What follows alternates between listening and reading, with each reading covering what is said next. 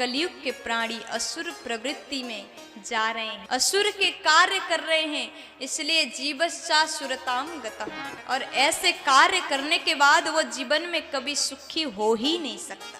घोर कलयुग में जीव असुर प्रवृत्ति के होते जा रहे हैं। बात सच्ची है ना। अब ऐसा क्यों लिखा?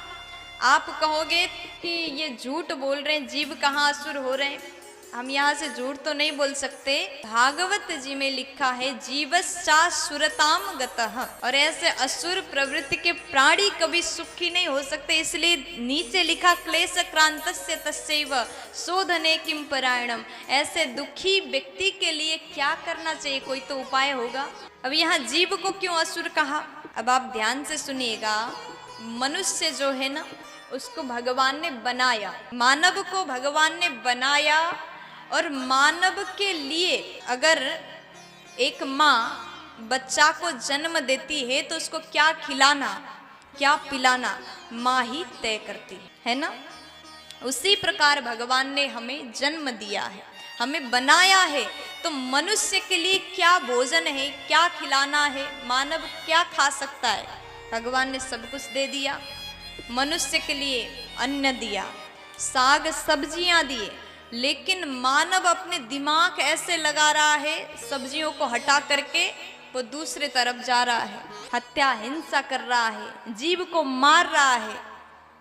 एक जीव यानी मनुष्य दूसरे जीव को मार ले और उसी को खाए, तो क्या वो मानव है? आप बताइए, क्या वो मानव हो सकता है? और हम लोग सोचते हैं हम बड़े मानव, क्या महामानव अपने आप को सोचते हैं। अगर जीव हत्या करते हैं तो वो व्यक्ति मानव कहलाने के भी अधिकारी नहीं। महामानव तो अपने आप को सोचो ही मत।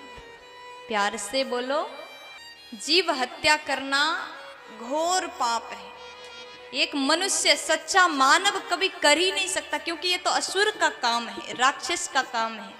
अगर मानव भी वही कार्य करे तो वो मानव नहीं, असुर कहलाएगा। इसलिए कहा कलयुग के प्राणी असुर प्रवृत्ति में जा रहे हैं, असुर के कार्य कर रहे हैं, इसलिए जीवश्चासुरताम गतः। और ऐसे कार्य करने के बाद वो जीवन में कभी सुखी हो ही नहीं सकता। सुख और दुख क्या है? हम अपने कर्म से सुख और दुख को बनाते हैं। आप कहो कि भगवान हमें केवल दुख देते हैं, कभी सुख है ही नहीं, बगल वाला हमेशा खुश रहता है, सुखी है, वो अपने कर्म से प्राप्त कर रहा है। आप दूसरों को दुख दोगे और अपने लिए सुख चाहोगे तो जिंदगी भर वो सुख आपको मिलेगा ही नहीं। मुझे डांटना हो तो डांट लो, कोई दिक्कत नहीं, क्योंकि सच्ची बात तो सच्ची बात है।